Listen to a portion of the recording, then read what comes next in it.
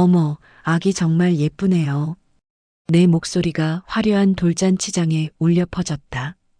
파란색 풍선과 황금빛 리본으로 장식된 홀, 하얀 테이블보 위로 빛나는 촛불들, 그리고 저 멀린 서준이 첫돌이라고 적힌 현수막. 축하드려요. 내 팔에 힘을 주자 남편의 팔이 부들부들 떨렸다. 땀으로 축축해진 그의 손바닥이 내 손등을 적셨다. 젊은 여자가 아기를 안고 서 있었다. 아니, 서 있다기보다는 얼어붙어 있었다. 그녀의 얼굴에서 핏기가 싹 가시는 게 보였다. 안고 있던 아기가 미끄러지려는 순간 옆에 있던 남자가 황급히 아기를 받아냈다. 어머, 조심하셔야죠. 나는 더 환하게 웃었다. 여자의 눈동자가 좌우로 흔들렸다. 도망칠 곳을 찾는 듯했다. 우리 서준이 예쁘죠? 아기를 받아든 남자가 활짝 웃으며 말했다. 건강해 보이는 얼굴, 거친 손, 현장 일을 하는 사람 특유의 그을린 피부. 상간녀의 남편이었다. 당연하죠. 부모 닮아서 더 예쁜 것 같아요. 감사합니다. 처음 뵙는데 혹시 아, 저는 최진수 씨 아내예요. 순간 장내가 조용해졌다.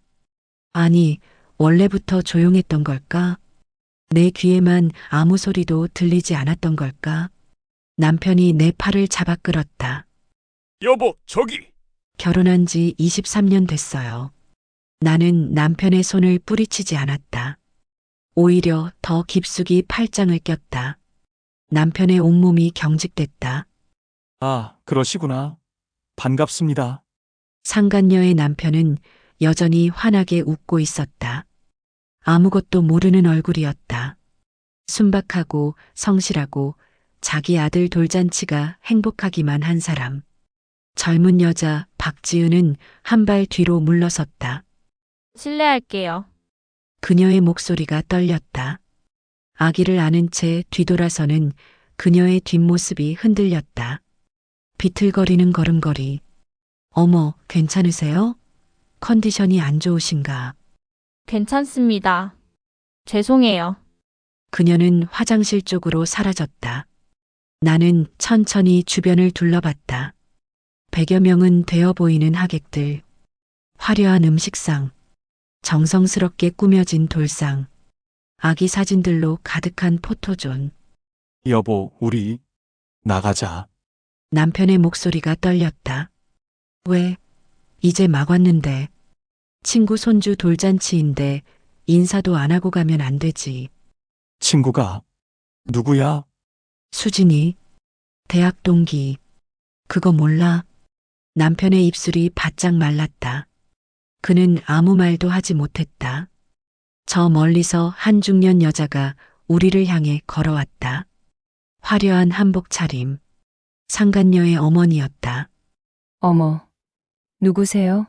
그녀가 물었다. 경계하는 눈빛. 남편이 급하게 말했다. 회사 동료입니다. 어머 여보. 무슨 소리야? 나는 남편을 보며 웃었다. 그리고 상간녀의 어머니에게 고개를 돌렸다. 저는 최진수 씨 아내예요. 23년 전에 결혼했고요. 중년 여자의 미간이 좁혀졌다. 하지만 나는 계속 웃고 있었다. 이제 시작이었다. 이 화려한 돌잔치가 어떻게 끝날지 아무도 몰랐다. 나 말고는. 그런데 이 이야기는 1년 전으로 거슬러 올라간다. 정확히 말하면 365일 전. 모든 게 시작된 그날로. 이 놀라운 이야기의 시작이 궁금하시다면 지금 구독 버튼을 눌러주세요. 매일 새로운 이야기를 들려드립니다. 좋아요와 알림 설정도 부탁드립니다. 그럼 이제 이 모든 일이 어떻게 시작되었는지 함께 보시죠. 마이너스. 남편이 퇴근하며 새로 생긴 카페 이야기를 꺼냈다. 회사 근처에 작은 카페가 생겼는데 커피가 정말 맛있고 사장님이 친절하다고 했다. 저녁 7시. 나는 회사에서 막 돌아와 넥타이를 풀고 있었다. 간단하게 데운 냉동식품으로 차린 저녁상. 프로젝트 보고서 생각에 머릿속이 복잡했다. 다음 주 임원 보고를 앞두고 있었다. 남편이 내일도 그 카페에 가볼 거라고 같이 가볼래냐고 물었지만 나는 바쁘다며 거절했다. 남편은 더 이상 말하지 않았다. 우리는 그렇게 말없이 저녁을 먹었다. 23 해째 이어진 풍경이었다. 대화 없는 저녁 식사. 각자의 휴대폰만 들여다보는 시간. 언제부턴가 남편과 나 사이엔 침묵만 쌓여갔다. 사랑이 식었다기보다는 그냥 무뎌진 거였다. 날카로운 감정들이 다 닳아서 무디고 둔탁해진 그런 관계. 남편이 설거지를 하겠다고 했고 나는 침실로 들어가 노트북을 펼쳐보고서 작업을 이어갔다. 그날 저녁 남편이 무슨 생각을 했는지 나는 몰랐다. 알고 싶지도 않았다. 그게 잘못이었을까? 사흘째 되던 날 남편은 또 그 카페 이야기를 꺼냈다. 커피가 정말 맛있고 사장님이 젊으신데 되게 친절하다고 했다. 사장님이라는 단어에 묘한 강조가 들어갔지만 나는 눈치채지 못했다.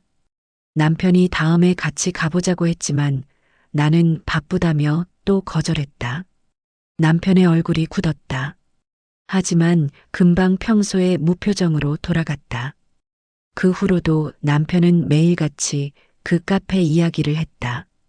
일주일째, 2주일째, 한 달째.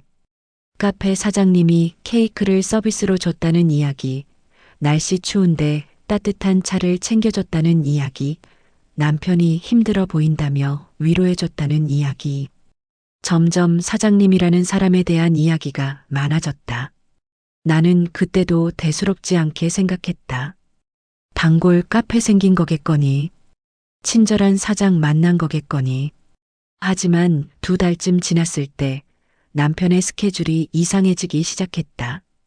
평소에 회식을 거의 안 가던 남편이 갑자기 부서 회식이 있다며 늦게 들어오겠다고 했다.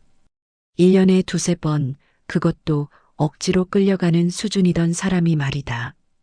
그날 밤 남편은 새벽 2시에 들어왔다. 술 냄새가 났다. 하지만 그것보다 더 진한 게 있었다. 향수 냄새. 내가 쓰지 않는 향수. 달콤하고 가벼운 젊은 여자들이 쓸 법한 그런 냄새. 나는 그날 밤 잠을 이루지 못했다. 옆에서 코를 고는 남편을 보며 생각했다. 설마. 하지만 그 설마는 곧 확신으로 바뀌기 시작했다.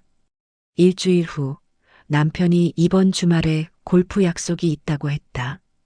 회사 선배들이랑 가는데 안 나가면 눈치 보인다며 양해를 구했다. 남편은 골프를 못 쳤다. 아니, 관심도 없었다. 23 동안 단 한 번도 골프채를 잡은 적 없는 사람이. 그리고 거짓말할 때마다 나타나는 버릇.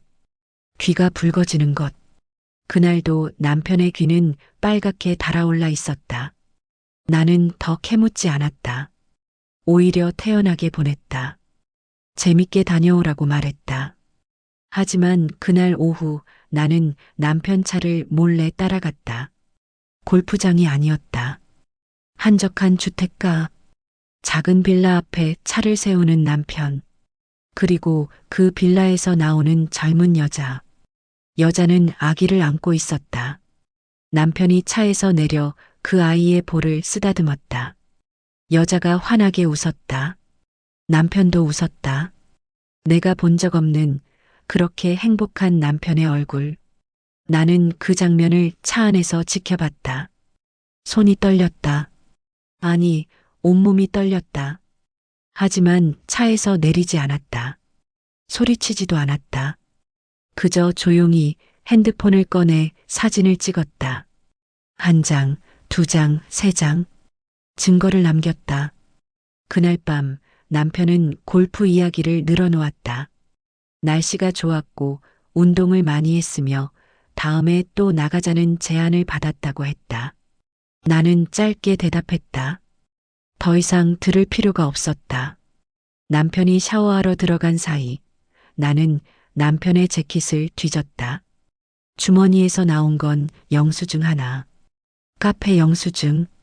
커피 2잔, 케이크 2조각. 금액 25,000원. 골프장 영수증은 없었다. 나는 그 영수증을 사진으로 찍어두고 다시 주머니에 넣어뒀다. 다음 날 회사에 출근해서 제일 먼저 한 일. 인터넷 검색, 사설 탐정, 불륜 조사, 증거 확보. 여러 업체를 비교하고 후기를 읽고 가격을 확인했다. 점심시간에 한 곳에 전화를 걸었다. 남편 뒷조사가 가능한지 물었다. 상대방은 가능하다고 했다. 기간을 묻길래 한 달이라고 답했다. 비용을 말하려 하길래 돈은 상관없으니 확실한 증거만 확보해달라고 말했다. 전화를 끊고 나는 한참 멍하니 앉아 있었다. 창밖으로 보이는 하늘이 무척 맑았다. 이상하게도 눈물이 나지 않았다. 그저 가슴이 텅 비는 느낌만 들었다. 23년. 그 긴 시간이 이렇게 허무하게 무너지는구나. 탐정과의 첫 미팅은 회사 근처 조용한 카페에서 이루어졌다. 40대 중반으로 보이는 남자. 수수한 외모, 눈에 띄지 않는 옷차림. 탐정이라는 직업에 어울리는 평범함이었다. 탐정은 3주 정도면 충분할 거라고 했다. 나는 고개를 끄덕였다. 계약서에 서명하고 착수금을 입금했다. 300만 원. 회사 월급으로 충분히 감당할 수 있는 금액이었다. 남편은 내 수입을 정확히 몰랐다. 아니, 관심이 없었다. 그저 내가 회사에 다닌다는 것, 생활비를 보태준다는 것만 알았다. 결혼 초기부터 나는 재산을 분리해왔다. 남편 명의로 된 건 낡은 차 한 대뿐. 집도 예금도 모든 게 내 명의였다. 남편이 알았다면 어땠을까? 아니, 어쩌면 그게 문제였을지도 몰랐다. 3주는 길고도 짧았다. 회사에서는 평소처럼 일했다. 프로젝트 보고 회의, 직원 관리. 차장 승진 이후 책임질 일이 많아졌지만 오히려 그게 다행이었다. 일에 몰두하면 다른 생각을 할 여유가 없었다. 집에서는 평소처럼 남편을 대했다. 저녁을 차려주고 빨래를 해주고 아무렇지 않게 대화했다. 오늘 회사 어땠어? 그냥 그래. 바빴어. 저녁 더 먹을래? 아니, 괜찮아. 남편은 여전히 매일 그 카페에 들렀다. 주말이면 골프나 약속이 있다며 외출했다. 밤늦게 들어오는 날도 잦아졌다. 나는 묻지 않았다. 따지지 않았다. 그저 조용히 기다렸다. 증거가 모일 때까지. 3주째 되던 날 탐정에게서 연락이 왔다. 증거를 확보했으니 만나서 보여주겠다고 했다. 목소리가 무거웠다. 심각한 내용이라는 걸 직감했다. 다음 날 점심시간 같은 카페에서 다시 만났다. 탐정이 노트북을 펼쳤다. 그리고 USB를 꽂았다. 보기 힘들 수 있다고 그가 경고했다. 나는 고개를 끄덕였다. 화면이 켜졌다. 첫 번째 파일. 사진들. 남편과 젊은 여자가 카페 앞에서 포옹하는 모습. 모텔 주차장에 들어가는 모습. 손을 잡고 걷는 모습. 여자의 빌라 앞에서 키스하는 모습. 사진만 50여 장. 두 번째 파일. 동영상. 카페 안. 남편이 두툼한 봉투를 여자에게 건넸다. 여자가 봉투를 열어보더니 환호하며 남편을 끌어안았다. 남편이 웃으며 여자의 머리를 쓰다듬었다. 다음 장면. 모텔 입구. 남편과 여자가 들어갔다. 시간은 오후 2시. 나왔을 때는 오후 5시. 세 번째 장면. 여자의 빌라 앞. 남편이 장난감 든 쇼핑백을 들고 왔다. 여자가 아기를 안고 나와 맞이했다. 남편이 아기를 안아들고 뺨에 뽀뽀했다. 내 손이 떨렸다. 컵을 잡은 손에 힘이 들어갔다. 탐정이 조용히 내연녀의 정보를 설명하기 시작했다. 박지은 37살. 화면이 바뀌었다. 여자의 신상 정보가 나타났다. 결혼 4년 차이고 남편이 있다고 했다. 김우진 40살. 건설 현장 기사로 일한다고 했다. 다음 사진. 젊은 남자가 작업복 차림으로 빌라에 들어가는 모습. 아이는 돌쟁이 아들 하나. 친자식이 맞다고 했다. 혹시 남편이 오해할까봐 DNA 검사까지 확인했다고 탐정이 덧붙였다. 나는 숨을 들이마셨다. 내쉬었다. 다시 들이마셨다. 상간녀의 남편은 아내의 불륜을 전혀 모르고 있다고 했다. 평일 낮에는 현장에 나가 있고 주말에도 일이 있는 날이 많아서 감시가 어려운 상황이었다고 탐정이 설명했다. 탐정이 다음 파일을 열었다. 녹음 파일이었다. 이건 내 남편과 그 여자가 카페에서 나눈 대화라고 했다. 도청은 불법이라 먼 거리에서 집은 마이크로 녹음했다고 했다. 음질이 좋지 않지만 내용은 들을 수 있다고 탐정이 설명했다. 재생 버튼을 눌렀다. 잡음 섞인 소리. 그리고 남편의 목소리. 다음 달이면 이혼 서류 나올 거야. 조금만 기다려. 여자의 목소리. 정말요? 오빠 부인이 쉽게 동의할까요? 걱정 마. 내가 다 알아서 할게. 우리 재혼하면 서준이랑 정식으로 가족이 되는 거야. 내 아들인데 숨어서 보는 게 너무 힘들어. 오빠, 미안해요. 오빠가 친아빠인데.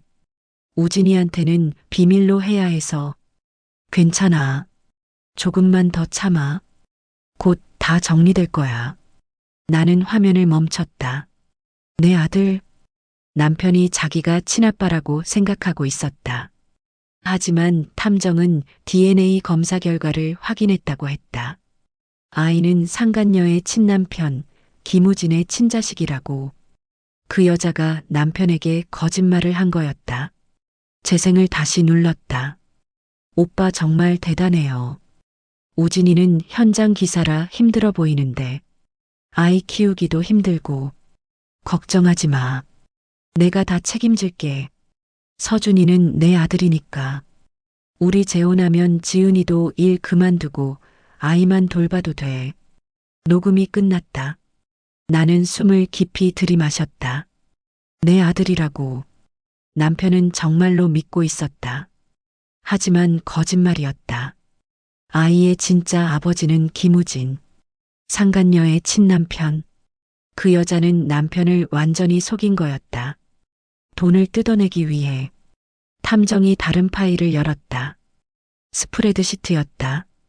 내 남편이 그 여자에게 준 돈을 추적한 결과라고 했다.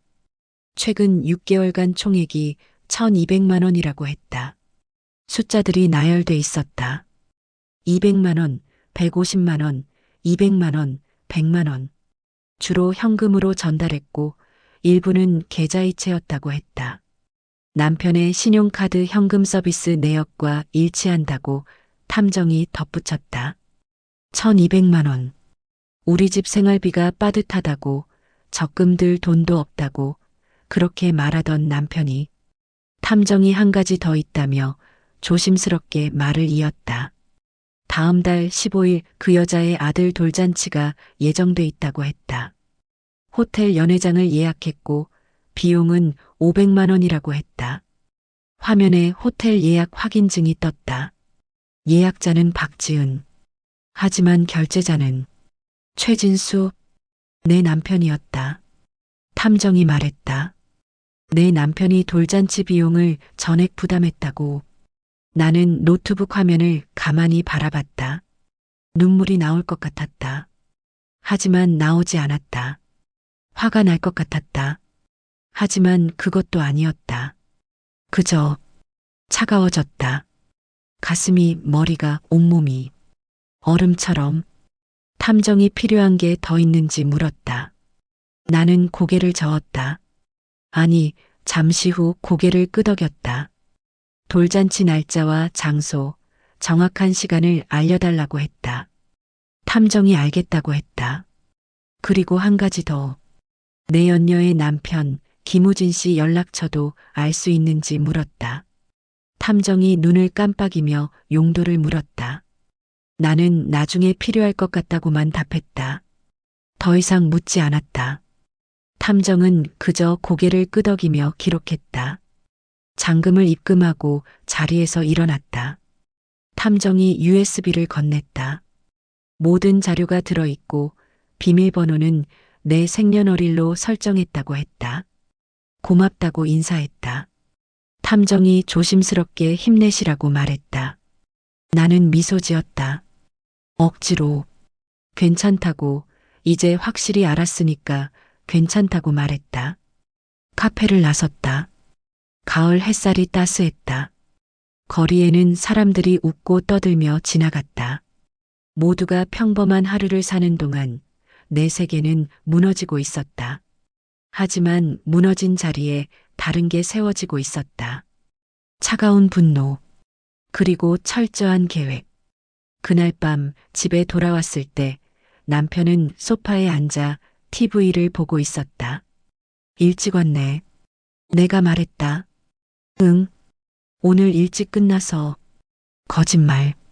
탐정 보고서에 따르면 남편은 오후 3시에 퇴근해서 그 여자 빌라에 갔다 온 것이었다. 저녁 먹었어? 아직. 같이 먹자. 그래. 냉장고를 열었다. 남은 반찬들이 보였다. 간단하게 저녁을 차렸다. 식탁에 마주 앉았다. 남편은 휴대폰을 보며 밥을 먹었다. 화면에 카톡 알림이 떴다. 지은이라는 이름. 남편이 황급히 휴대폰을 뒤집었다. 나는 본 척하지 않았다. 다음 달에 뭐 특별한 일 있어? 내가 물었다. 남편이 깜짝 놀라며 고개를 들었다. 응? 왜?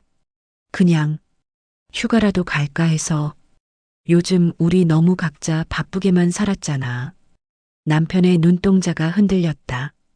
다음 달은 좀 바빠서. 그래. 그럼 다다음 달은? 생각해 볼게. 더 이상 묻지 않았다. 다음 달 15일. 돌잔치 날. 그날 남편은 분명 핑계를 대고 외출할 것이었다. 하지만 나도 함께 갈 것이었다. 남편 손을 꼭 잡고 그 화려한 돌잔치장으로. 탐정에게서 최종 보고를 받은 지 일주일이 지났다. USB는 집 금고 깊숙한 곳에 보관했다. 남편이 절대 찾을 수 없는 곳. 비밀번호를 바꾸고 이중 잠금까지 걸었다. 그리고 다음 단계를 준비했다. 회사 근처 법률사무소. 이혼 전문 변호사와의 상담. 변호사가 서류를 넘기며 설명했다. 재산 분할은 4명의 재산이 대부분이라 남편이 청구할 수 있는 게 거의 없다고 했다. 위자료는 불륜 증거가 확실하니 최소 3천만 원에서 5천만 원까지 가능하며 상대 여성에게도 별도로 청구할 수 있다고 했다. 변호사가 혹시 협의 이혼 생각은 없냐고 조심스럽게 물었다. 나는 고개를 저었다. 재판 이혼으로 가고 싶다고, 모든 증거를 법정에 제출하고 싶다고 말했다. 변호사가 그러면 시간이 걸리고 재판 과정에서 힘들 수 있다고 경고했지만 나는 상관없다고 답했다. 시간이 걸려도 괜찮다고. 가방에서 USB를 꺼내 건넸다. 모든 증거가 담긴 USB. 사진, 동영상, 녹음 파일, 금전거래 내역. 필요한 건 다 있을 거라고 말했다. 변호사가 USB를 받아들고 준비하겠다고 했다. 상담료를 지불하고 사무실을 나섰다. 가을바람이 차가웠다. 하지만 내 마음은 더 차가웠다. 돌잔치까지 2주일. 남편은 여전히 매일 그 카페에 들렀다. 주말마다 핑계를 대고 외출했다. 휴대폰만 보면 웃었다. 나는 모든 걸 보고도 모른 척했다. 아니, 오히려 더 다정하게 굴었다. 저녁마다 남편이 좋아하는 음식을 해주었다. 오늘 저녁 뭐 먹고 싶냐고 물으면 남편은 어리둥절한 표정으로 아무거나 괜찮다고 했다. 당연했다. 몇 년 동안 무심하게 대하던 내가 갑자기 다정해졌으니 저녁을 정성껏 차렸다. 남편이 좋아하는 김치찌개, 제육볶음, 계란말이. 남편이 맛있다고 했다. 오랜만에 듣는 칭찬이었다. 요즘 우리가 너무 소홀했던 것 같다고 다행이라고 말하자 남편은 고개를 들지 못했다. 나는 속으로 차갑게 웃었다. 이제 곧이야. 조금만 더 기다려. 그러던 어느 날 남편이 휴대폰을 보다가 갑자기 한숨을 쉬었다. 무슨 일이냐고 물으니 남편이 다음 주 토요일에 꼭 가야 할 일이 생겼다고 했다. 어쩔 수 없는 일이라며 미안하다고 했다. 나는 속으로 미소 지었다. 돌잔치구나. 그 여자 아들 돌잔치. 아니, 정확히는 남편이 자기 아들이라고 착각하고 있는 아이의 돌잔치. 탐정 보고서에 있었다. 상간녀가 남편에게 거짓말을 했다고. 이 아이가 남편의 친자식이라고. 남편은 그걸 믿고 있었다. DNA 검사를 해볼 생각도 못하고. 실제로는 상간녀의 친남편 아이인데 말이다.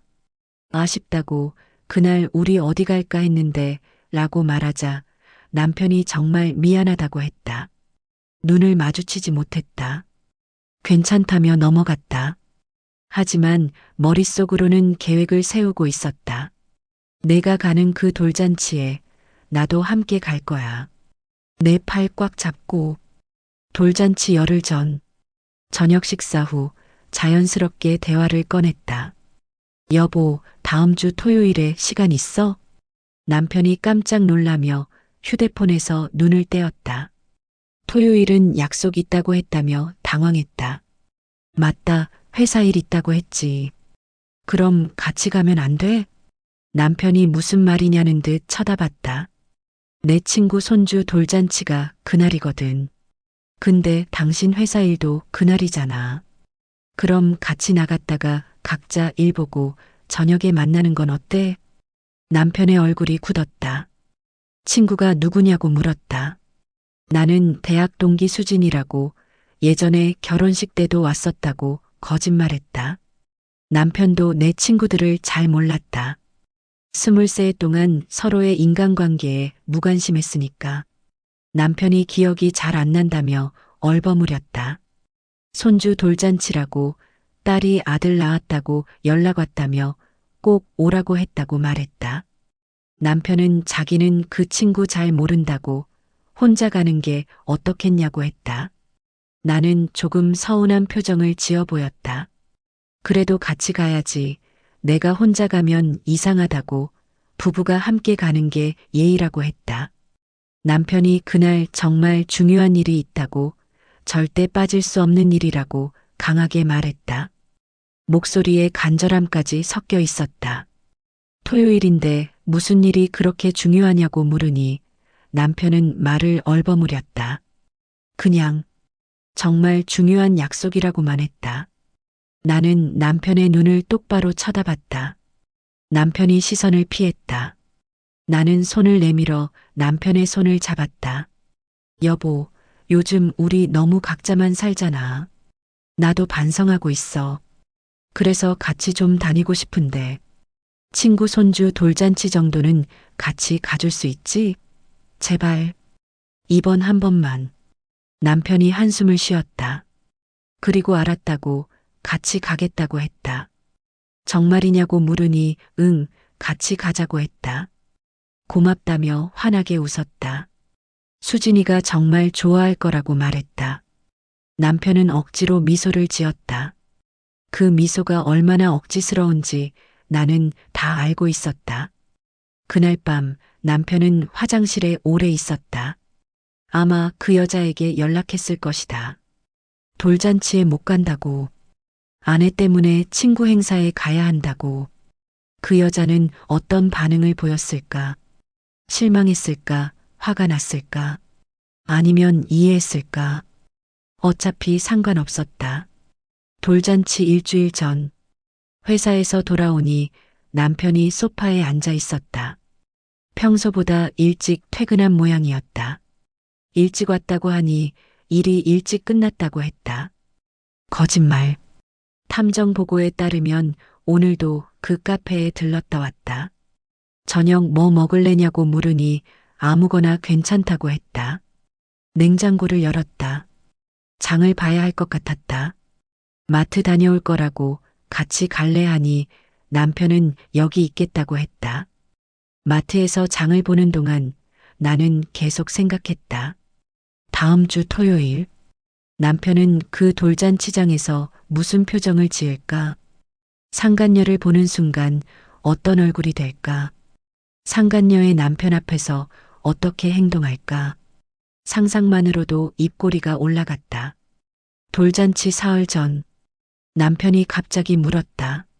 그 돌잔치 정말 가야 하냐고. 저녁 설거지를 하던 내가 돌아봤다. 왜 갑자기 그러냐고 물으니 남편은 좀 부담스럽다고 그 친구 모른다고 했다. 그래도 약속했다고 수진이한테 이미 둘이 간다고 말했다고 했다. 거짓말이었지만 남편은 확인할 방법이 없었다. 선물은 뭐 사갈까?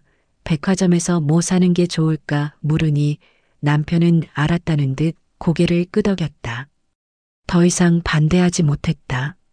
나는 다시 설거지를 하며 작게 웃었다. 이제 이틀. 돌잔치 하루 전. 모든 준비가 끝났다. 옷장에서 가장 고급스러운 원피스를 꺼냈다. 백화점에서 산 지 얼마 안 된 300만 원짜리 디자이너 브랜드. 명품 핸드백도 준비했다. 목걸이와 귀걸이도 거울 앞에 서서 입어봤다. 세련되고 우아하고 고급스러웠다. 내일 이 옷을 입고 그 돌잔치장에 갈 것이었다. 남편 팔짱을 끼고 환하게 웃으며 그날 밤 잠이 오지 않았다. 옆에서 남편이 코를 골았다. 내일 무슨 일이 일어날지 꿈에도 모르고 나는 천장을 바라봤다. 23해. 그 긴 시간이 내일 끝난다. 아니, 정확히는 시작된다. 진짜 내 인생이. 새벽 3시가 넘어서야 겨우 잠이 들었다. 그리고 꿈을 꿨다. 내가 돌잔치장에서 모든 걸 폭로하는 꿈. 사람들의 충격에 찬 얼굴. 상간녀의 눈물. 상간녀 남편의 분노. 그리고 내 남편의 창백한 얼굴. 꿈속에서도 나는 웃고 있었다. 차갑게. 돌잔치 당일 아침. 알람이 울렸다. 오전 9시. 남편은 이미 일어나 거실에 있었다. 일찍 일어났다고 하니 잠이 안 왔다고 했다. 남편의 얼굴이 어두웠다. 잠을 설친 모양이었다. 나는 화장실로 가서 샤워를 했다. 평소보다 더 정성스럽게 머리를 말리고 화장을 했다. 원피스를 입고 핸드백을 들고 액세서리를 착용했다. 거울 속에 나는 완벽했다. 거실로 나가자 남편이 눈을 크게 떴다. 왜 이렇게 차려입냐고 물었다. 손주 돌잔치라고 축하하는 마음으로 예쁘게 입어야 한다고 말했다. 너무 과한 거 아니냐고 하길래 이 정도는 기본이라며 남편도 정장 입으라고 했다. 남편이 마지못해 옷을 갈아입었다. 나는 가방에 USB 사본 하나를 챙겼다. 혹시 모를 상황에 대비해서. 그리고 명함도 여러 장. 모든 준비가 끝났다. 출발할까? 남편의 목소리가 떨렸다. 응, 하고 대답했다. 나는 남편 팔을 잡았다. 긴장하지 마. 그냥 돌잔치야. 그냥 돌잔치라고. 그래, 그냥 돌잔치일 뿐이야. 우리 인생이 완전히 뒤바뀔 그런 돌잔치. 차 시동을 걸었다. 남편이 조수석에 앉아 안전벨트를 맸다. 손이 떨려서 버클이 제대로 끼워지지 않았다. 3번째 시도 만에 겨우 채웠다. 나는 아무렇지 않게 내비게이션에 주소를 입력했다. 탐정에게 받은 그 주소.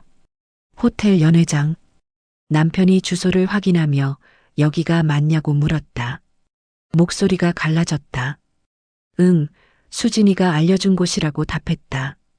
거짓말은 자연스럽게 흘러나왔다. 차가 출발했다. 신호대기 중 남편이 휴대폰을 꺼냈다. 화면을 켰다 껐다를 반복했다. 뭔가 보내고 싶은 메시지가 있는 듯 했다. 하지만 내 옆에서는 보낼 수 없었다. 누구한테 연락할 거냐고 물으니 남편이 화들짝 놀라며 휴대폰을 주머니에 넣었다. 아무도 아니라고 했다. 더 캐묻지 않았다. 그냥 미소만 지었다. 남편의 이마에 땀이 맺히기 시작했다. 에어컨을 틀었는데도 차 안은 조용했다. 라디오라도 틀까 싶었지만 그러지 않았다. 이 침묵이 더 좋았다. 남편이 불안해하는 게 느껴졌다. 남편이 조심스럽게 말을 꺼냈다. 그 친구 수진이가 누군지 기억이 안 난다고 정말 우리 결혼식 때 왔냐고 물었다. 왔다고 답했다. 신부 측 하객 자리에 앉아 있었고 분홍색 드레스를 입었다고 세부 묘사까지 덧붙였다. 거짓말에 디테일을 넣으면 더 진짜처럼 들린다는 걸 알고 있었다. 남편은 더 이상 묻지 않았다. 의심하지 못했다. 20세 동안 내가 거짓말한 적이 없었으니까. 아이러니했다. 내가 평생 정직하게 산 게 오늘 이 거짓말을 더 완벽하게 만들어주고 있었다. 고속도로 진입. 남편이 창밖만 바라봤다. 손을 무릎 위에 올려놓고 주먹을 쥐었다 펴기를 반복했다. 긴장되냐고 물으니 남편은 아니라고 그냥 그렇다며 얼버무렸다. 처음 보는 사람들이라 그런 거라고 괜찮다고 내가 소개해 줄 거라고 말했다. 남편이 고개를 끄덕였다. 하지만 얼굴은 점점 더 창백해졌다. 나는 핸들을 잡은 손에 힘을 주었다. 시속 100km. 정확하게 제한 속도를 지켰다. 서두를 필요 없었다. 천천히 확실하게 가면 됐다. 30분쯤 지났을까? 남편이 화장실 가고 싶다고 말했다. 조금만 참으라고 거의 다 왔다고 했다. 남편이 그래도 급하다고 하자 호텔 도착하면 바로 가라고 했다. 10분밖에 안 남았다고. 남편이 입술을 깨물었다. 사실 화장실이 급해서가 아니라는 걸 알고 있었다. 그저 시간을 끌고 싶은 것뿐. 가고 싶지 않은 곳으로 가는 차 안에서 조금이라도 더 머물고 싶은 것. 하지만 나는 멈추지 않았다. 호텔이 보이기 시작했다. 고급스러운 외관, 넓은 주차장, 입구에 세워진 안내 표지판들. 그중 하나가 눈에 들어왔다. 3층 로즈홀 마이너스 서준 돌잔치. 남편이 그 표지판을 봤다. 온몸이 굳어지는 게 느껴졌다. 주차장에 차를 세웠다. 시동을 껐다. 남편은 움직이지 않았다. 안전벨트도 풀지 않았다. 내리자고 말하며 먼저 차에서 내렸다. 남편 쪽으로 걸어가 문을 열어줬다. 내리라고 했다. 남편이 천천히 마지못해 차에서 내렸다. 호텔 입구로 걸어가는 동안 나는 남편 팔을 잡았다. 부드럽게 하지만 단단하게. 오늘 날씨 좋다고 말했다. 남편은 대답하지 않았다. 로비로 들어섰다. 에어컨 바람이 시원했다. 샹들리에가 반짝였다. 안내 데스크 직원이 우리를 보며 어디로 가냐고 물었다. 3층 로즈홀이라고 답했다. 직원이 돌잔치 가시는 거냐며 웃으며 엘리베이터 위치를 안내했다. 감사하다고 인사하고 엘리베이터로 향했다. 남편의 발걸음이 점점 느려졌다. 버튼을 눌렀다. 엘리베이터 문이 열렸다. 들어섰다. 남편도 마지못해 따라 들어왔다. 3층 버튼을 눌렀다. 문이 닫혔다. 엘리베이터 안. 남편과 나 단둘이. 거울에 비친 우리의 모습. 나는 화려한 원피스에 명품 핸드백. 완벽한 화장. 남편은 정장 차림이지만 얼굴은 죽을 것 같았다. 땀나냐고 물으니 남편이 손수건으로 이마를 닦았다. 손수건이 금방 젖었다. 조금 덥다고 했다. 에어컨이 빵빵한데 라고 말하자 남편은 그래도 좀 덥다고만 했다.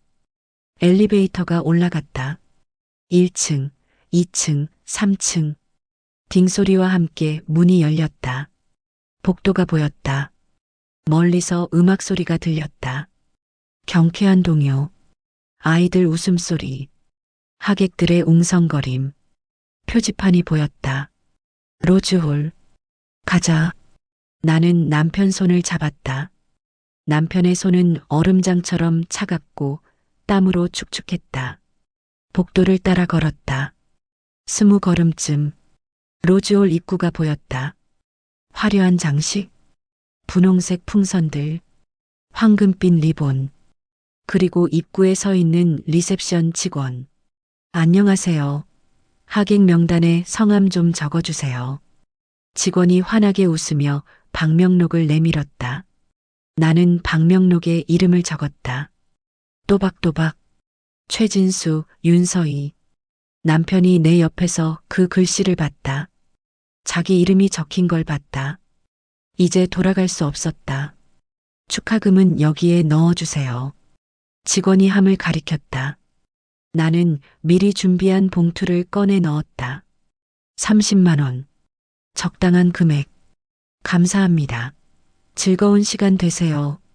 직원이 홀 안을 가리켰다. 나는 남편 팔을 더 꽉 잡았다. 그리고 걸어 들어갔다. 홀 안. 분홍색과 흰색으로 장식된 공간. 100여 명쯤 되는 하객들. 테이블마다 앉아 담소를 나누는 사람들. 정면에는 단상이 있었다. 아기 사진들로 꾸며진 배경. 돌상, 아기 옷들. 그리고 그 앞에 젊은 여자가 아기를 안고 서 있었다. 박지은, 남편의 내연녀. 남편이 자기 아들이라고 착각하는 아이의 엄마. 나는 천천히 그쪽을 향해 걸었다. 남편이 내 팔을 잡아당겼다. 가지 말자는 듯이. 하지만 나는 멈추지 않았다. 하객들 사이를 지나쳤다. 시선이 느껴졌다. 우리를 보는 사람들. 누구지? 신랑 측인가? 예쁘게 입으셨네. 속삭이는 소리들. 그리고 우리는 그 여자 앞에 섰다. 박지은이 하객과 이야기를 나누다가 고개를 돌렸다. 우리와 눈이 마주쳤다. 순간 그녀의 얼굴에서 모든 색이 빠졌다. 입이 벌어졌다. 눈이 커졌다. 아기를 안은 팔에서 힘이 빠지는 게 보였다. 아기가 미끄러지려는 순간 옆에 있던 남자가 황급히 아기를 받아냈다. 건장한 체구, 현장이라는 사람 특유의 그을린 피부, 김우진, 상간녀의 남편, 아기의 진짜 아버지. 나는 환하게 웃었다. 어머, 아기 정말 예쁘네요. 내 목소리가 홀 안에 울려 퍼졌다. 주변이 조금씩 조용해졌다. 축하드려요. 김우진이 환하게 웃었다. 감사합니다. 그는 아무것도 몰랐다. 자기 아내가 누구랑 바람을 폈는지, 옆에 서 있는 이 남자가 누군지. 나는 남편 팔에 더 힘을 주었다. 남편의 온몸이 떨리는 게 느껴졌다. 박지은의 입술이 파르르 떨렸다. 박지은이 떨리는 손으로 아기를 다시 안으려 했다. 하지만 김우진이 아기를 놓아주지 않았다. 자기가 안고 있겠다며 환하게 웃었다. 나는 그 모습을 보며 속으로 생각했다. 저 사람은 아무것도 모르는구나. 자기 아내가 누구랑 바람을 폈는지, 바로 옆에 그 남자가 서 있는지, 자기 아들 돌잔치에 내연녀의 본처가 왔는지. 김우진이 아기를 들어보이며 말했다. 우리 서준이 예쁘죠? 닮은 것 같아요. 감사합니다. 나는 환하게 웃으며 대답했다. 정말 예쁘다고, 부모님 닮아서 복스럽게 생겼다고. 옆에서 남편이 경직된 채 서 있었다. 박지은도 마찬가지였다. 두 사람만 이 상황을 알고 있었다. 나머지는 모두 평범한 돌잔치 손님과 주인일 뿐이었다. 처음 뵙는데 혹시 김우진이 말을 꺼내려 했다. 나는 밝게 웃으며 자기소개를 했다. 최진수 씨 아내 윤서희라고. 김우진의 얼굴이 환해졌다. 반갑다며 악수를 청했다. 나는 그의 손을 잡았다. 거칠지만 따뜻한 손. 성실하게 일하는 사람의 손이었다. 박지은은 한 발 뒤로 물러섰다. 얼굴이 새하얗게 질려 있었다.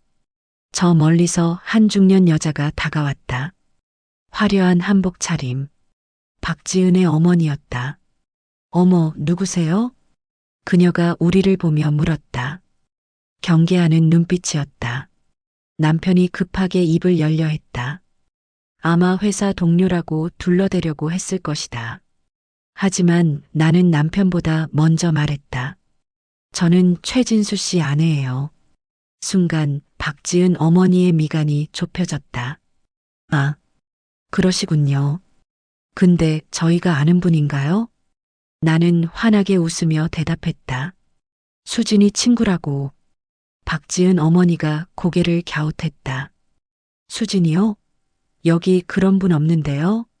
나는 당황한 척 핸드백에서 휴대폰을 꺼냈다. 이상하네. 분명 이 주소라고. 그때 박지은이 급하게 끼어들었다. 아, 언니 제가 아는 분이에요. 제가 모시고 갈게요. 박지은 어머니가 의아해하며 딸을 쳐다봤지만 박지은은 이미 나를 복도 쪽으로 안내하고 있었다. 남편이 따라오려 하자 나는 손을 들어 제지했다. 진수 씨, 여기 있어. 금방 올게. 남편은 멈춰섰다. 어쩔 수 없이.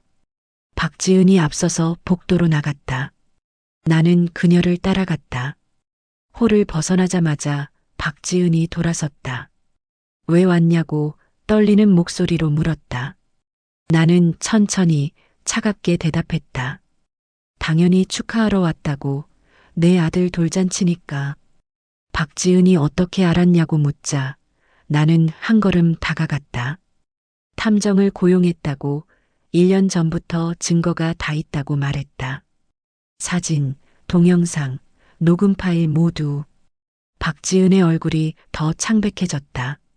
1년 전부터냐고 되물었다. 그녀가 벽에 등을 기댔다. 다리에 힘이 풀린 듯했다. 제발 오늘은 조용히 넘어가 달라고 애원했다. 오늘은 조용히 넘어가 달라고? 왜냐고 물으니 내 남편 앞에서 창피해서냐고 냉소를 지었다.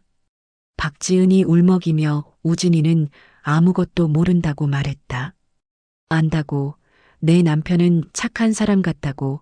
너 같은 여자 만나서 불쌍하다고 말했다. 그리고 한 가지 더 물었다. 우리 남편한테 거짓말했지?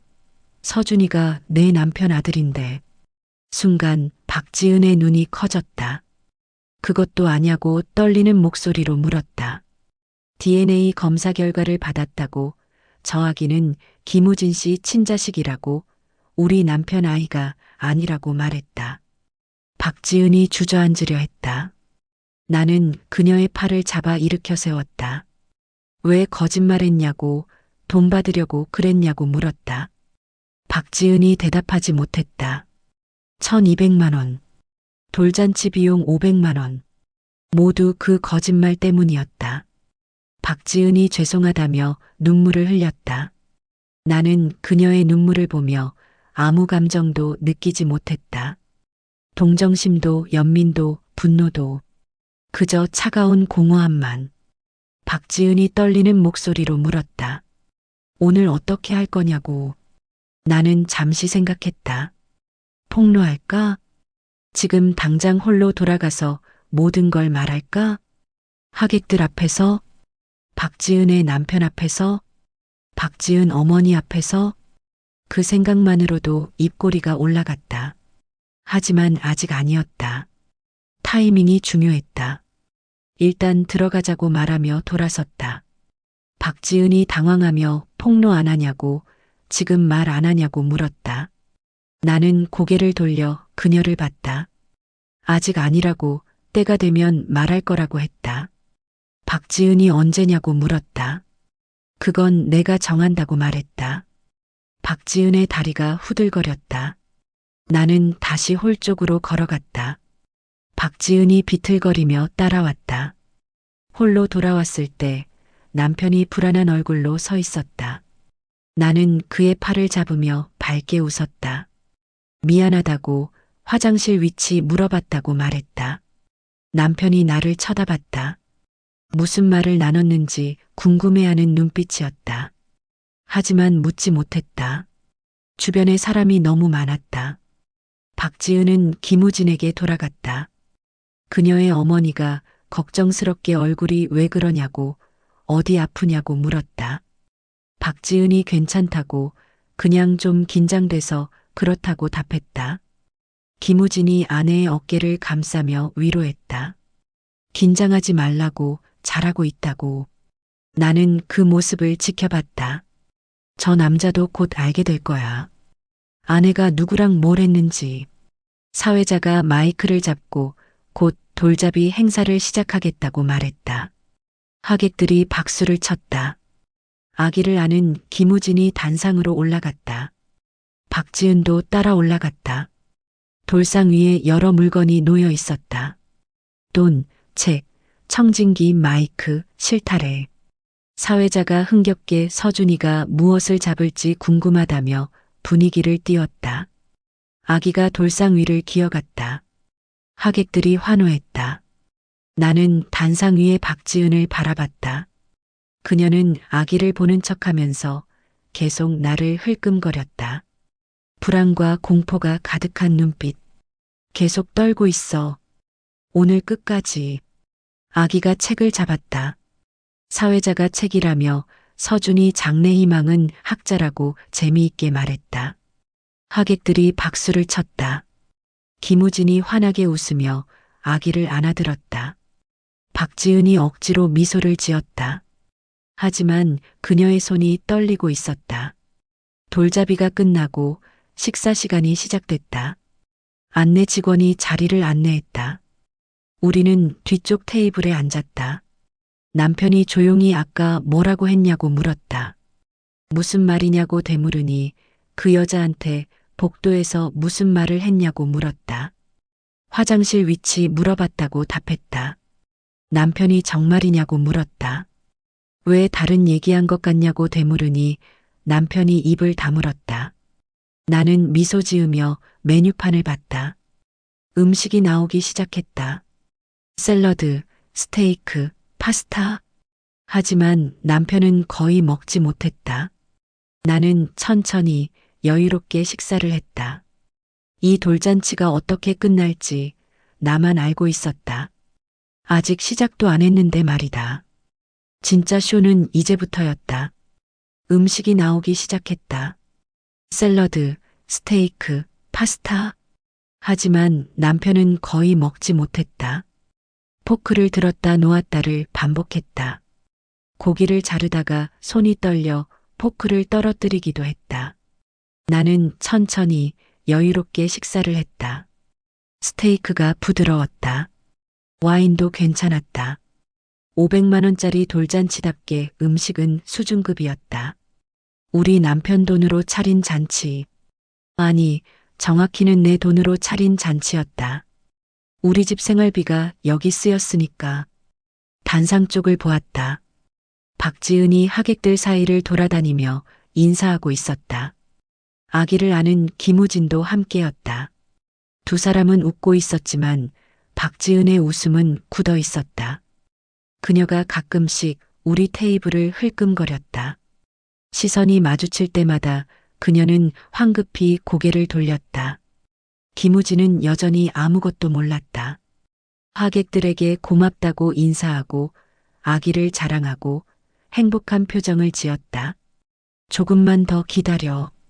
곧 알게 될 거야. 디저트가 나왔다. 티라미수. 나는 한 입 먹으며 핸드백을 열었다. 안에 든 USB를 꺼냈다.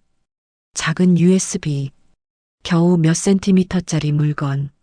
하지만 그 안에는 모든 게 들어 있었다.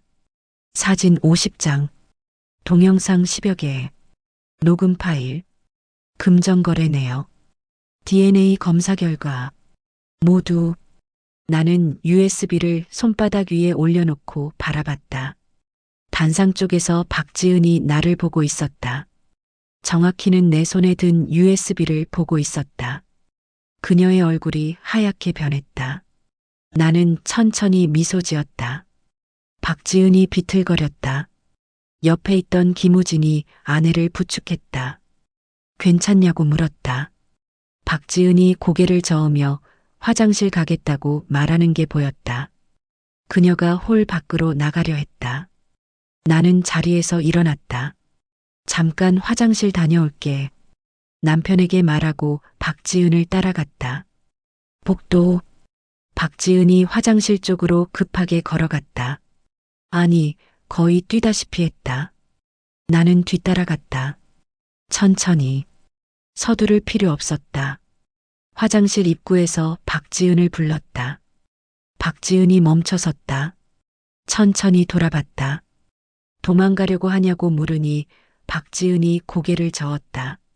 아니라고, 정말 화장실 가려는 거라고 말했다.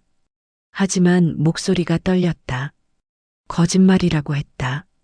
한 걸음 다가가며 지금 이 상황에서 벗어나고 싶은 거지, 집에 가고 싶은 거지 물었다. 박지은이 대답하지 못했다. 나는 손에 든 USB를 들어보였다. 이게 뭔지 아냐고 물었다. 박지은의 입술이 파르르 떨렸다. 모든 증거라고 말했다. 사진, 동영상, 녹음, 동거래 내역, DNA 검사 결과 전부. 박지은이 울먹이며 제발 오늘은 우진이 앞에서는 하지 말아달라고 애원했다. 왜냐고, 남편한테 들키기 싫냐고 물었다. 박지은이 고개를 숙였다. 나는 차갑게 웃었다. 너무 늦었다고. 박지은이 무릎을 꿇으려 했다. 제발 용서해달라고, 무릎 꿇겠다고. 나는 그녀를 붙잡아 일으켰다. 무릎 꿇지 말라고, 보기 싫다고 했다. 박지은이 그럼 어떻게 하면 되냐고 울먹였다. 아무것도 할 수 없다고, 이미 끝났다고 말했다. 박지은이 흐느끼며 왜 이렇게까지 하냐고 물었다. 왜냐고? 내가 내 남편을 건드렸으니까, 내 돈을 가져갔으니까, 거짓말로 남편을 속였으니까. 박지은이 죄송하다며 계속 사과했다. 사과는 필요 없다고, 이미 늦었다고 말하며 돌아섰다. 들어가자고, 케이크 커팅 시간이라고 했다. 홀로 돌아왔다. 사회자가 마이크를 잡고 있었다. 곧 케이크 커팅을 시작하겠다고 말했다. 하객들이 박수를 쳤다. 나는 테이블로 돌아가 남편 옆에 앉았다. 남편이 조용히 물었다. 어떻게 된 거야, 서희야? 기다려봐. 곧 알게 될 거야. 남편이 나를 쳐다봤다. 불안한 표정이었다. 나는 대답하지 않았다. 그저 단상을 바라봤다. 단상에 큰 케이크가 올라왔다. 3단 케이크, 분홍색과 흰색으로 장식된 화려한 케이크. 아기 이름 서준이 크림으로 쓰여 있었다. 김우진이 아기를 안고 단상으로 올라갔다. 박지은도 비틀거리며 올라갔다. 그녀의 어머니가 아내를 부축했다. 사회자가 케이크 커팅을 하겠다고 말했다. 하객들이 핸드폰을 꺼내 들었다. 사진을 찍기 위해. 박지은이 칼을 잡았다. 손이 떨려서 칼이 흔들렸다. 김우진이 아내의 손을 잡아 함께 칼을 잡았다. 둘이 함께 케이크를 자르려는 순간 나는 자리에서 일어났다. 남편이 놀라며 나를 쳐다봤다. 어디? 잠깐. 나는 테이블 사이를 지나 단상으로 걸어갔다. 하이힐 소리가 조용한 홀에 울려 퍼졌다. 딱, 딱, 딱. 하객들이 하나둘 나를 쳐다봤다. 박지은이 칼을 든 채 얼어붙었다. 김우진이 의아한 표정으로 나를 봤다. 나는 단상 계단을 올라갔다. 사회자가 당황하며 무슨 일이냐고 물었다. 나는 미소 지으며 마이크를 빌려도 되냐고 축하 인사 한마디 하고 싶다고 말했다. 사회자가 어리둥절해하며 마이크를 건넸다. 나는 마이크를 잡았다. 하객들이 모두 나를 쳐다봤다. 100여 명의 시선. 박지은이 창백한 얼굴로 나를 봤다. 입술이 파르르 떨렸다.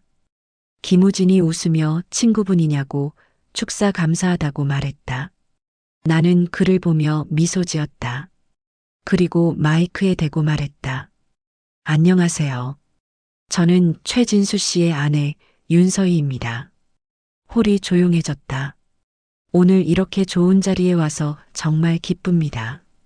서준이 돌잔치 축하드립니다. 박수 소리가 듬성듬성 들렸다. 나는 박지은을 똑바로 쳐다봤다. 그런데 말이죠.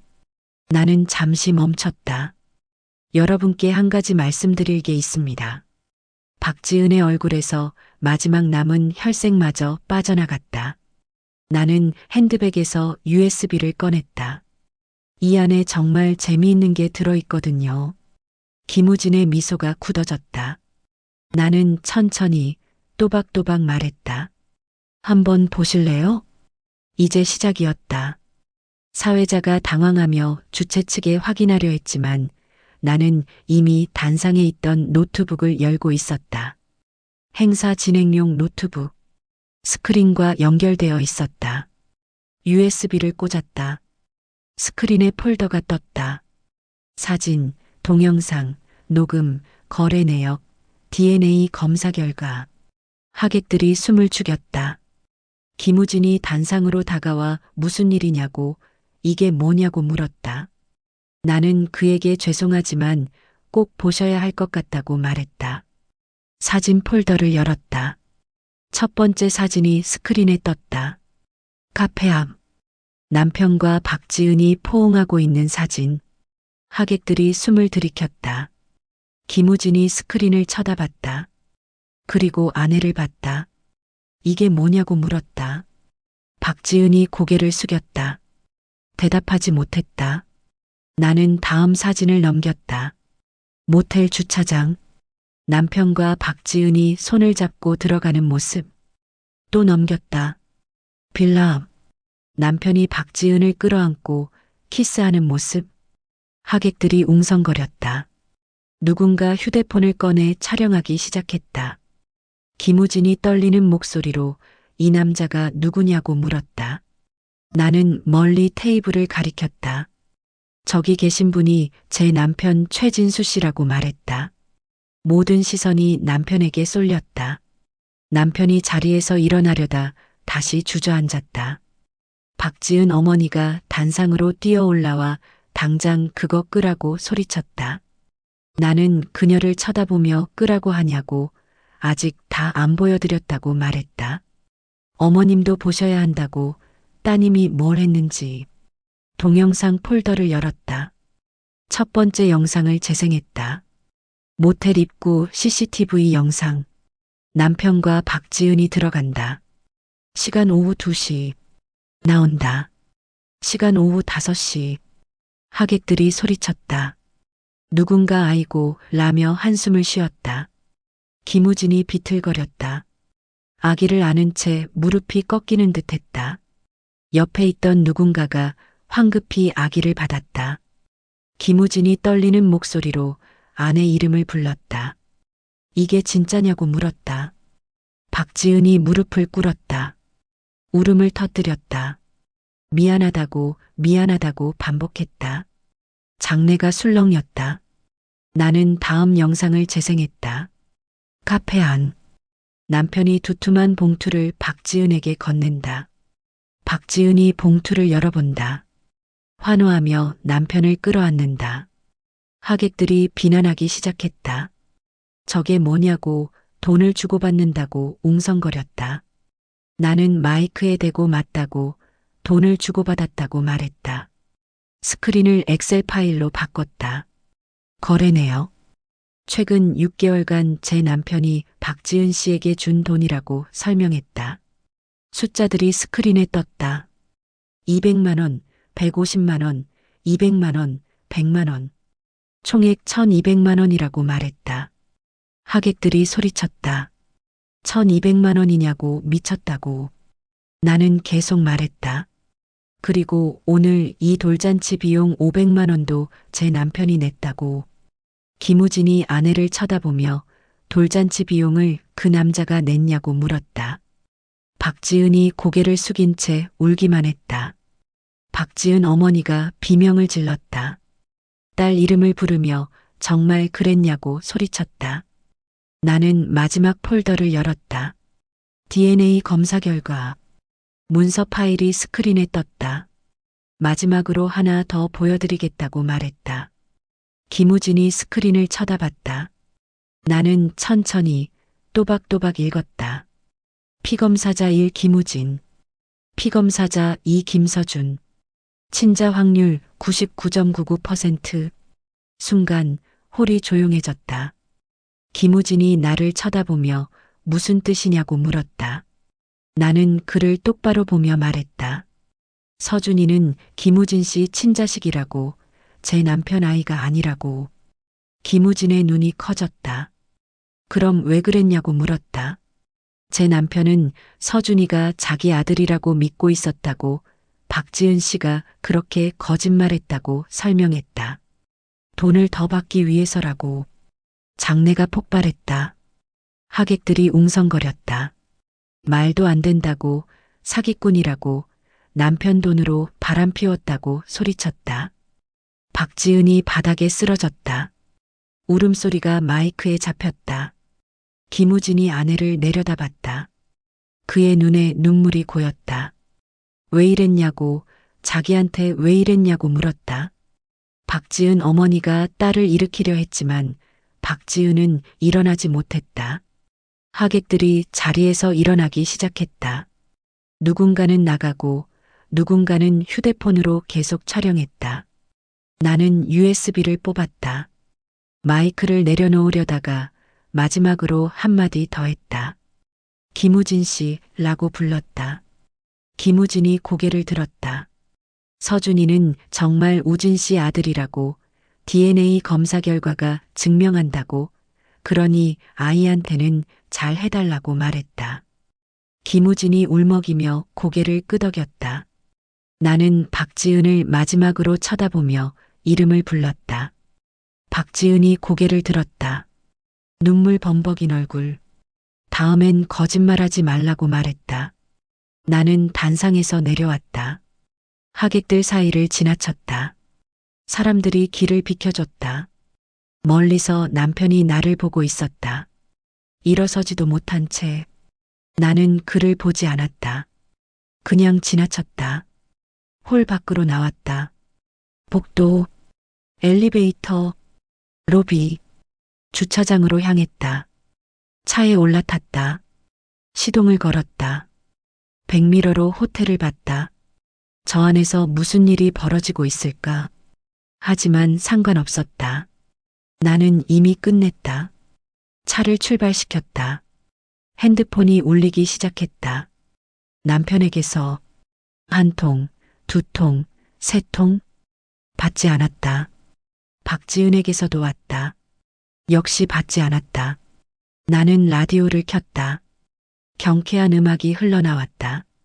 고속도로에 진입했다. 해가 지고 있었다. 노을이 아름다웠다. 창문을 열었다. 바람이 머리카락을 휘날렸다. 나는 크게 숨을 들이마셨다. 그리고 웃었다. 처음으로 진짜로 마음 깊은 곳에서 우러나오는 웃음이었다. 23년 만에 처음 느끼는 자유였다. 그날 밤 집에 도착했을 때는 자정이 넘어 있었다. 현관문을 열고 들어섰다. 불을 켰다. 텅 빈 집. 남편은 아직 돌아오지 않았다. 어쩌면 오늘 밤은 집에 오지 않을 수도 있었다. 나는 소파에 앉았다. 핸드폰을 꺼냈다. 부재중 전화가 50여 통, 남편에게서 30통, 박지은에게서 15통, 모르는 번호에서 몇 통, 문자 메시지도 수십 개. 서희야, 전화 좀 받아. 제발 이야기 좀 하자. 어디야? 집에 와 있어? 죄송합니다. 정말 죄송합니다. 전화 한 번만 받아주세요. 나는 하나하나 읽었다. 그리고 전부 삭제했다. 다음 날 아침 회사에 출근했다. 평소처럼 동료들이 이상한 눈으로 나를 쳐다봤다. 어제 무슨 일 있었냐고 물어보는 사람도 있었다. 아무 일 없다고 답했다. 업무를 봤다. 회의를 했다. 보고서를 작성했다. 점심시간 남편에게서 또 전화가 왔다. 받지 않았다. 오후 3시 박지은에게서 문자가 왔다. 사모님, 제발 한 번만 만나주세요. 무릎 꿇고 빌겠습니다. 읽고 차단했다. 사흘째 되는 날, 변호사에게서 연락이 왔다. 이혼 소송 준비가 완료됐다고 했다. 재판 날짜를 잡자고 했다. 알았다고 답했다. 그날 저녁 집에 돌아오니 남편이 현관 앞에 앉아 있었다. 나를 보자마자 일어섰다. 눈이 충혈돼 있었다. 수염도 며칠 안 깎은 듯 했다. 내 이름을 불렀다. 나는 그를 지나쳐 현관문을 열었다. 남편이 손을 뻗어 내 팔을 잡으며 이야기 좀 하자고 제발이라고 했다. 나는 그의 손을 뿌리쳤다. 할 말 없다고 말했다. 남편이 자기가 잘못했다고 용서해달라고 했다. 용서? 이제 와서 용서냐고 물었다. 남편이 미안하다고 반복했다. 변호사한테 연락받을 거라고 재판 준비하라고 말했다. 남편의 얼굴이 하얗게 질렸다. 재판이냐고 협의 이혼은 안 되냐고 물었다. 안 된다고 답했다. 나는 집 안으로 들어가 문을 닫았다. 남편이 문 밖에서 노크했다. 이름을 불렀다. 나는 대답하지 않았다. 일주일 후 남편이 짐을 가지러 왔다. 내가 없을 때 들어왔다 나간 모양이었다. 옷가지 몇 벌, 세면도구, 책 몇 권이 사라져 있었다. 침대 위에 편지가 놓여 있었다. 펴보지 않았다. 그대로 쓰레기통에 버렸다. 한 달이 지났다. 변호사에게서 연락이 왔다. 첫 재판 날짜가 잡혔다고 했다. 다음 달 15일이라고. 알았다고 답했다. 그리고 또 다른 소식을 들었다. 김우진과 박지은이 이혼 절차를 밟고 있다고 했다. 누군가 알려준 소식이었다. 김우진이 양육권을 가져가려 한다고 했다. 당연했다.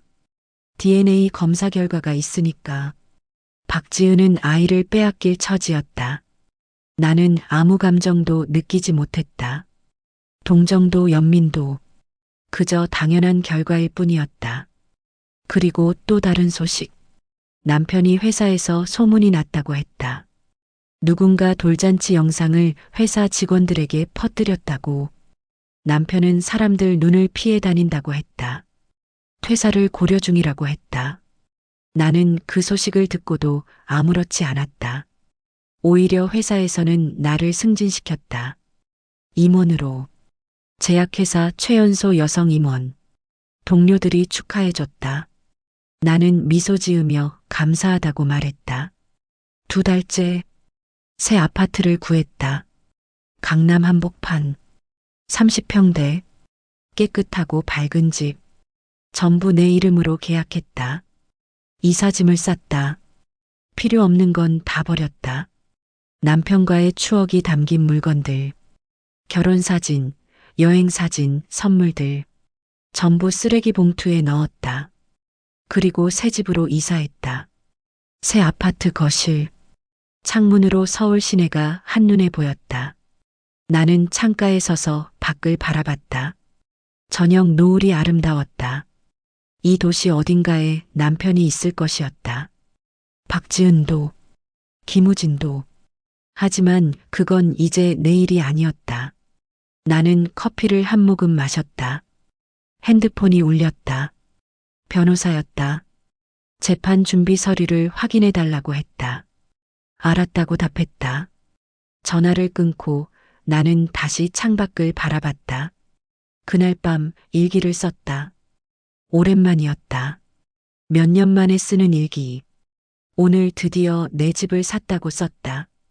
내 이름으로, 내 돈으로, 아무도 침범할 수 없는 온전히 내 공간이라고. 23해 동안 남의 인생을 살았다고. 남편 뒷바라지하며 착한 아내, 순종적인 여자로 살았다고.